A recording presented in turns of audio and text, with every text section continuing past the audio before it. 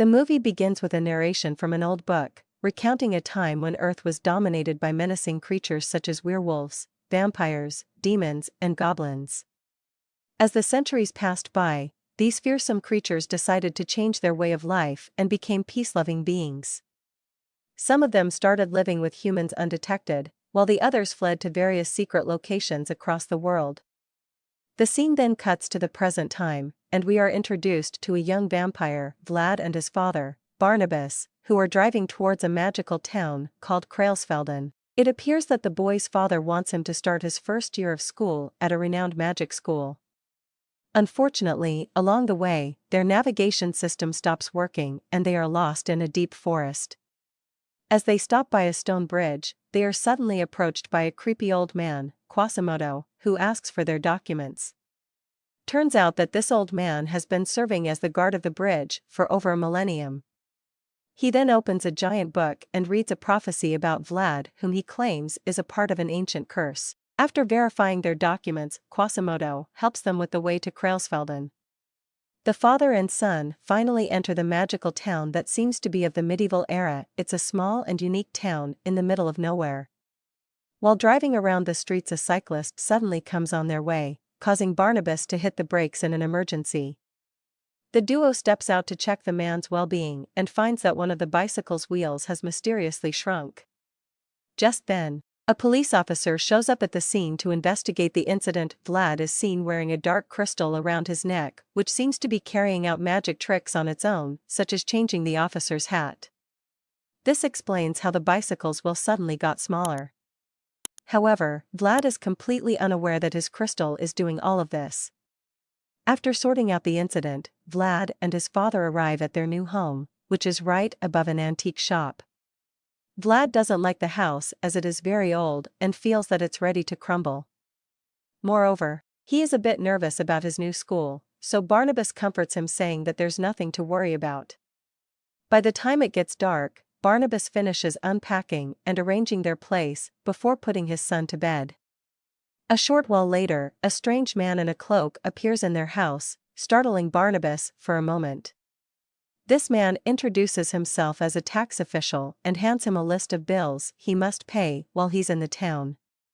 The following morning, Vlad wakes up to find his father, who seems to have stayed up all night tallying the bills. Barnabas then drops him to school for his inaugural day. He then heads to the town hall to settle some of his unfinished works, promising to return back soon. As soon as Vlad enters the school premises, he comes across a group of bullies torturing another newcomer named Wolf. Thankfully, there is another group of girls led by Faye, who save the two of them from the bullies. Soon after, Wolf befriends Vlad and introduces him to his parents, who sniff him since they are full-blown werewolves. On the other hand, Barnabas arrives at the town hall and files a complaint against the list of bills that he received the previous night. Frau, an employee, informs him that the tax is mandatory for all new residents. Barnabas expresses that he is unable to afford such a huge amount and requests her to break it into installments. Suddenly their conversation is interrupted by the town's mayor, who asks Barnabas to sell the ancestral blood fragment, worn by Vlad, in order to settle their dues. Barnabas isn't sure about this as it belongs to his son, so he requests for some time to think. Back at school, Vlad is waiting for his father to return when he's approached by a janitor, Unbeatable, who suggests that he not to miss the opening speech. Following this, the boy enters the main hall where the school headmistress is delivering her speech to new students and their parents. The headmistress calls all the new students on the stage and makes them stand in a line. Shortly after, Barnabas arrives and joins the other parents in the audience. The headmistress then waves a magical spell from her book which transforms all the new students into their true forms. Wolf turns into actual werewolf like his father, Faye into a fairy, and Vlad into a young vampire. But soon after, the spell's effect fades away and as a result, Faye falls on Vlad, causing him to sustain a minor injury. Vlad throws up when he witnesses blood dripping from his wound. Simultaneously, Wolf begins to cough and sneeze as if he has suffered from an allergy.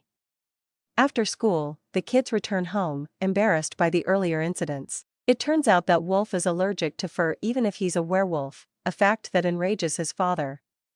Similarly, Vlad, despite being a vampire, is sensitive to blood, and Faye is afraid of flying. Following this, we see a montage of all three magic kids on their beds, dealing with their own battles as they've become the subject of ridicule at school. That night, Frau, who turns out to be a witch, arrives outside Vlad's house with an intention to steal the blood fragment crystal. She uses her superpower to extend her hand, reaches out into Vlad's bedroom and steals the fragment. She then returns back to the town hall and hands the crystal to the mayor. But to their surprise, the fragment mysteriously disappears from the mayor's hand and appears back in Vlad's room. This makes him realize that the blood fragment is protected by a recall spell and that it can be obtained only when its owner hands it over with his free will. The next day, when Vlad arrives at school, he sees the students watching a video of Faye falling onto him. As he heads to the classroom, he is intervened by a group of bullies. They pretend to be covered in fake blood, causing him to throw up. Unbeatable notices this and immediately fends off the bullies, berating them for their cruel behavior. However, Vlad has already had enough and he decides to leave the town once and for all. As he makes his way through the forest, he meets Faye and Wolf, who are also trying to run away from the town. The trio then continues their journey together. After a while of walking, they come across the stone bridge, where they are stopped by Quasimodo. He prevents them from going further. He asserts that they can't leave the town until they fulfill the prophecy of Krailsfelden. When the kids insist, Quasimodo turns into a giant troll in an attempt to intimidate them. But before he can inflict any harm to the children, Unbeatable shows up and rescues them. After this, he takes them to his place and offers them some hot chocolate. During their conversation, Unbeatable discloses his true identity as a wizard. While he goes to prepare some food, the kids grab a book from his closet from which they learn about the Book of All Knowledge. Turns out that this special book contains all the instructions on fulfilling the prophecy. The kids realize that they can make their way out of the town if they manage to retrieve the Book of All Knowledge and fulfill the prophecy. But the only problem is that the book is hidden in a forbidden library. Armed with this knowledge, the three of them head towards the forbidden library. On their way they talk to each other, sharing about themselves and their superpowers. At this point of time we learn that Faye possesses a healing power, which becomes evident when she heals a dead plant. Not long after, the trio arrives at the forbidden library and manages to enter secretly. Inside, they discover a map that can lead them to their desired book. However, the place is guarded by a black dog with red eyes. Wolf manages to distract the dog by offering his food, allowing Vlad and Faye to proceed further. The two soon come across a deep abyss that must be traversed to reach the library. At this moment, Vlad uses his vampire sonar powers to locate the invisible pillars in the hole. This enables them to leap across and reach the other side. Elsewhere, Frau visits Barnabas and uses her love spell on him, making him comply with her instructions. She then directs him to persuade his son to sell the blood fragment. However, Barnabas informs her that Vlad ran away from school and has not returned home yet. Back at the library, Vlad and Faye notice that the book they're looking for is placed in a much higher compartment. The only solution is that Faye must use her wings to reach it. Despite her fear of heights, she nervously takes off and successfully retrieves the book. After this, the three rush to the exit, narrowly escaping the vigilant black dog. They then sit by a tree and proceed to read the book. It tells them a story of the evil Lord Lucifer, whose goal is to turn all the vampires, werewolves, and other monsters into evil and gain control over humans once more. However, they are unable to learn more as the page has been torn off from the book. Sensing that something bad is about to happen, the kids decide to alert their parents. On the other hand, the mayor tracks Vlad down with the help of Frau's magical mirror and learns about his access to the Book of All Knowledge. Furious, he orders Frau to do everything she needs and bring the blood fragment to him. Following this, she retains the reverse curse from her potion shelf and sends it after the three children. The spell quickly finds its way inside their bodies, which makes them speak exactly the opposite of what they're actually trying to say. As soon as Vlad arrives home, his possessed father tries to persuade him to sell the blood fragment. Despite the boy's attempts to resist, the spell renders him incapable of doing so. As a result, he hastily rushes to his room and locks himself inside. Later on, the three friends chat in a group call, and Faye says that they've been cursed by the reverse spell. Now that they're unable to seek help from their parents, the trio vows to resolve the matter on their own. Later that night, Vlad delves into the Book of All Knowledge to gather as much information as possible, but he eventually dozes off.